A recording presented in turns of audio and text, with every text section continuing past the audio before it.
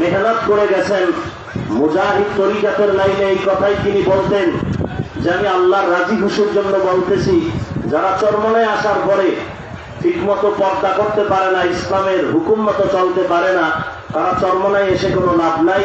তারা মুরিদও দাবি করবে না, আমি তাদেরকে মুরিদ বলে স্বীকার করি না। রাজনৈতিক ময়দানে তিনি বলতেন আমি রাজনীতি করি ইবাদত হিসাবে, আর ইবাদত হবে আল্লাহর রাজি ও খুশি অনুযায়ী। অতএব এই মিশনকে দমিয়ে দেওয়ার জন্য বেঈমান নয়, আজ মুনাফিকেরা উঠে পড়ে লেগেছে। অতএব দীপ্ত শপথ নিতে হবে, বেঈমানের সাথে মোকাবেলার আগে মুনাফিকের সাথে মোকাবেলা করতে হবে।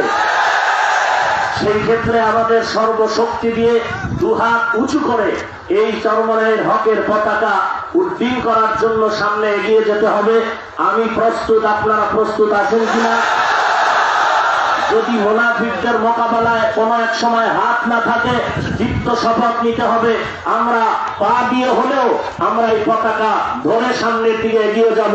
যদি কখনো পাও চলে যায়, আমরা দাঁত দিয়ে কামড়িয়ে ধরেও আমরা এই পতাকা নিয়ে, হকের ঝান্ডা নিয়ে সামনে আগাবো ইনশাআল্লাহ। আর অনেকে স্বপ্ন দেখতেছেন চরমনাই ঠেকাও, চরমনাই ঠেকাও, চরমনাই ঠেকাও। আমি স্পষ্ট আকারে বলবো, বাংলার জমিনে চরমনাইকে মাইনাস করে কোনো স্বপ্ন পূরণ হবে না, হবে না, হবে না। আল্লাহ আমাদের সবাইকে হকের ঝান্ডা নিয়ে চলার তৌফিক দান করুন। আসসালামু আলাইকুম ওয়া রাহমাতুল্লাহি ওয়া বারাকাতুহু।